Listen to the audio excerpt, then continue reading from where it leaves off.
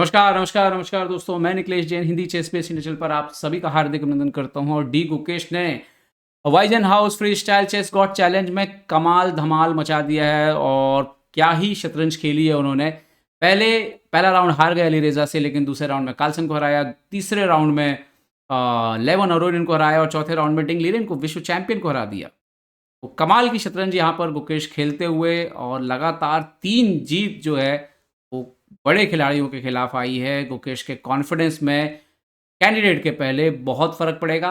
भले ही फॉर्मेट 960 है, लेकिन ये उनकी दिखाता है कि वो क्रिएटिविटी के मामले में और कॉम्प्लिकेशन क्रिएट करने के मामले में बहुत कमाल के खिलाड़ी हैं। कैलकुलेशन के तो राजा हैं गुकेश, हम जैसा कि हमेशा कहते हैं। तो डिंग लीरेन को कैसे हराया उन्होंने, तो देखते हैं वो मुकाबला। डिंग के साथ सफ़ेद मोहरों से एक बार फिर से गुकेश खेल रहे थे। शुरुआत हुई C4 से।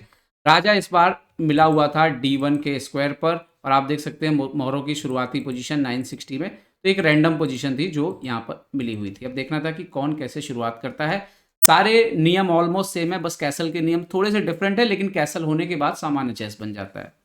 यहाँ पे क्या हुआ, इन्होंने खेला G6, तो अपने उन्होंने बिशप को ओपन किया यहाँ पर। तो गुकेश ने यहाँ पे खेला G3 और गुकेश ने अपने इस बिशप को। डिंग खेलते हैं C5, बिल्कुल सिमेट्रिकल पोजीशन थी, कॉपी पेस्ट है, देखिए दोनों आमने सामने का। लेकिन गुकेश खेलते हैं नाइट F3 और डिंग खेलते हैं नाइट D6। और शायद ये जो गेम में फ़र्क पड़ा, सेंटर पॉन ना चलने की वजह से उनके खेल में काफ़ी फ़र्क पड़ा डिंग के। तो जो एनालिसिस था गुकेश का वो शायद ज़्यादा बेहतर था। उनकी जो समझ थी, D3 खेला गुकेश ने, नाइट E4 वगैरह के स्क्वायर को कंट्रोल किया। F5 आते हैं यहाँ पर डिंग, तो गुकेश खेलते हैं नाइट C2। अब ये यहाँ से D5 का स्क्वायर पकड़ने की कोशिश। नाइट F7 वापस गई है, यही मुझे लगता है कि नुकसान हुआ। सेंटर के पॉन पे पहले सामने बैठे, फिर नाइट को पीछे लिया, तो कहीं ना कहीं ओपनिंग से ही नुकसान होना जो है वो शुरुआत हो गई थी। गुकेश ने यहाँ पे कैसल कर लिया। 960 शतरंज में कैसल ऐसे ही होता है, दोनों के बीच कोई होना नहीं चाहिए, कोई पीस नहीं होना चाहिए, जैसा कि सामान्य चेस में होता है। कैसल होने के बाद सामान्य चेस की ही स्थिति बनेगी। तो शॉर्ट साइड अगर आप कैसल कर रहे हैं तो जैसा शॉर्ट साइड में होता है वैसे ही होगा, मतलब बाद का पोजीशन तो सीधा एक प्रकार से उन्होंने यहाँ पे वैसा हो गया, कैसल कर लिया गुकेश। नाइट F6 खेला यहाँ पर डिंग लीरेन ने। तो अब गुकेश यहाँ पर B4 खेलते हैं और यहीं से इनिशिएटिव मिल गया गुकेश को, क्योंकि पॉन इंटू B4 के बाद क्वीन एक्टिवेट हो गया। E7 पे प्रेशर था, उन्होंने इसको D6 करके दबाया, बट बिशप इमीडिएटली डेवलप हो गया यहाँ पर B2 पे। शॉर्ट कैसल किया यहाँ पे डिंग ने। तो अब गुकेश खेलते हैं नाइट E3 और इसके बाद ये नाइट बहुत ही स्ट्रांग हो रहा था D5 पे आके, बिशप D7। और यहाँ पर मैच का बेहतरीन मूव आता है, गुकेश बिशप इंटू F6 मार देते हैं, क्योंकि उनको दिख रहा था कि बिशप इंटू F6 और नाइट D5 स्ट्रांग मूव है। आप A1 मारना चाहें तो मार दीजिए, लेकिन जैसे ही आप A1 मारा, जैसा कि डिंग लीरेन ने किया, नाइट E7 चेक, एक पॉन अप होते हैं गुकेश। राजा की पोजीशन ऑलरेडी खराब हो गई है आपको यहाँ पे, और उसके बाद ये बिशप आप रिकवर करते हो और D6 का पॉन वीक है। तो ये क्लियर था, ये दोनों नाइट डोमिनेट करने वाले हैं पोजीशन को। क्वीन रुक सब कुछ बहुत स्ट्रांग है, पॉन स्ट्रक्चर स्ट्रांग है, और एक आध पॉन और फॉल डाउन होता है तो यहाँ पर निश्चित तौर पर गुकेश के लिए प्लस पोजीशन थी। वही हुआ पूरे मैच में। इन्होंने खेला नाइट E5, गुकेश ने पिन कर दिया नाइट को। रुक से नाइट पर अटैक किया तो नाइट D5 वापस आ गए। यहाँ पर क्वीन D8 खेला, क्योंकि यहाँ पर क्वीन को फ्री करना बहुत ज़रूरी था। जैसे इन्होंने क्वीन को फ्री किया। अभी एक और दिक्कत ये है कि E5 का जो घोड़ा है वो आपका प्रॉब्लम है, तो नाइट D4 खेल के गुकेश ने थ्रेट लगाया यहाँ पर F4 का, तो किंग को हटा उन्होंने। तो किंग भी बार बार मूव कर रहा था, तो अपने आप डिंग जो है पूरी तरह से फंसे हुए थे पोजीशन में। गुकेश ने रुक B1 खेला, B7 के पॉन पर अटैक किया। डिंग ने रुक B8 खेला, तो क्वीन A3 खेल के उन्होंने D6 पर टारगेट कर दिया।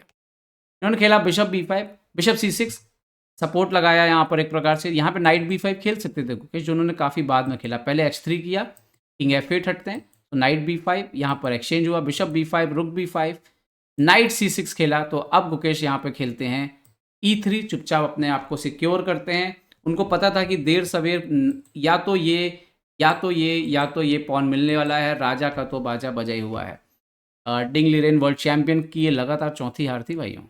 किंग F7 खेला, नाउ गुकेश खेलते हैं क्वीन B2। इन्होंने खेला नाइट E5, तो अब गुकेश यहाँ पे बढ़िया चाल खेलते हैं, नाइट F4। इससे हो ये रहा है कि D3 तो प्रोटेक्ट हो रहा है, वो तो ठीक है, बिशप की एंट्री हो रही थी गेम में।